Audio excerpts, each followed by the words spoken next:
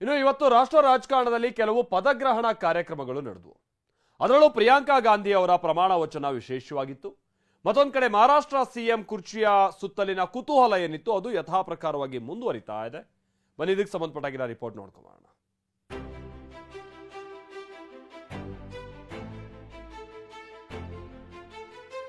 ನಾಲ್ಕನೇ ಬಾರಿ ಸಿಎಂ ಆಗಿ ಹೇಮಂತ್ ಸೊರೇನ್ ಪದಗ್ರಹಣ.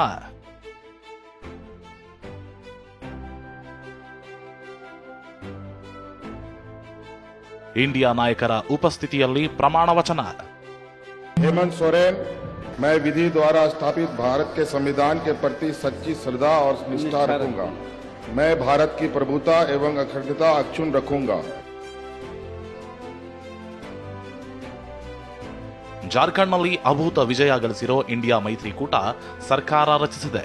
ಒಂದಲ್ಲ ಎರಡಲ್ಲ, ಬರೋಬ್ಬರಿ 4ನೇ ಬಾರಿಗೆ ಸಿಎಂ ಆಗಿ ಹೇಮಂತ್ ಸೊರೇನ್ ಪ್ರಮಾಣ ವಚನ ಸ್ವೀಕರಿಸಿದ್ದಾರೆ. 4ನೇ ಬಾರಿಗೆ ಗದ್ದುಗೆ ಏರಿದ ಸೊರೇನ್ಗೆ ಇಂಡಿಯಾ ಮೈತ್ರಿಕೂಟದ ನಾಯಕರು ಸಾಥ್ ಕೊಟ್ಟಿದ್ದಾರೆ. ವಿಪಕ್ಷ ನಾಯಕ ರಾಹುಲ್ ಗಾಂಧಿ, ಮಲ್ಲಿಕಾರ್ಜುನ ಖರ್ಗೆ, ಮಮತಾ ಬ್ಯಾನರ್ಜಿ, ಅರವಿಂದ್ ಕೇಜ್ರಿವಾಲ್, ಅಖಿಲೇಶ್ ಯಾದವ್ ಸೇರಿದಂತೆ ಘಟಾನುಘಟಿ ನಾಯಕರೇ ಆದಿವಾಸಿಗಳ ನಾಡಿನಲ್ಲಿ ಬೀಡು ಬಿಟ್ಟಿದ್ರು.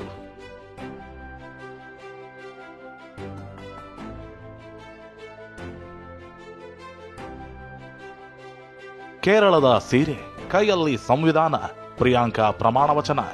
ಕೇರಳ ಶ್ರೀಮತಿ. ಇನ್ನು ಸಂಸತ್ನಲ್ಲಿ ಕೈ ನಾಯಕರ ಸಂಭ್ರಮಕ್ಕೆ ಪಾರವೇ ಇರಲಿಲ್ಲ. ಯಾಕಂದ್ರೆ ಮೊದಲ ಬಾರಿಗೆ ಚುನಾವಣೆಗೆ ಇಳಿದು ಗೆದ್ದಿರೋ ಪ್ರಿಯಾಂಕಾ ಗಾಂಧಿ ಪ್ರಮಾಣ ವಚನ ಸ್ವೀಕಾರ ಮಾಡಿದ್ರು. ವಯನಾಡಿನ ಸಂಸದೆಯಾಗಿ ಲೋಕಸಭೆ ಪ್ರವೇಶಿಸಿದ್ರು. ವಿಪಕ್ಷ ನಾಯಕ ರಾಹುಲ್ ಗಾಂಧಿಯಂತೆ ಸಂವಿಧಾನದ ಪ್ರತಿ ಹಿಡಿದಿದ್ದು ಸಂಸತ್ನ ಗಮನ ಸೆಳೆಯಿತು.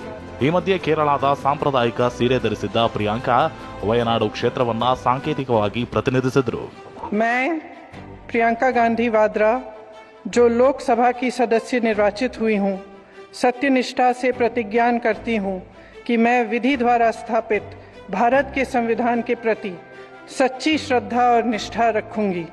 मैं भारत की प्रभुता और अखंडता अक्षुण्ण रखूंगी तथा जिस पद को मैं ग्रहण करने वाली हूँ उसके कर्तव्यों का श्रद्धा पूर्वक निर्वहन करूंगी. जय हिंद. ಪ್ರಮಾಣ ವಚನಕ್ಕೂ ಮುನ್ನ ಸಂಸತ್ನ ಹೊರಗೆ ಸ್ವಾರಸ್ಯಕರ ಘಟನೆ ನಡೆಯಿತು. ಪ್ರಿಯಾಂಕಾ ಗಾಂಧಿ ಸಂಸತ್ ಪ್ರವೇಶ ಮಾಡ್ತಿದ್ದಾಗ ರಾಹುಲ್ ನಿಲ್ಲಿ ನಿಲ್ಲಿ ಅಂತ ಹೇಳಿದ್ರು. ಬಳಿಕ ತಂಗಿಯ ಫೋಟೋ ಕ್ಲಿಕ್ಕಿಸಿ ಖುಷಿಪಟ್ರು.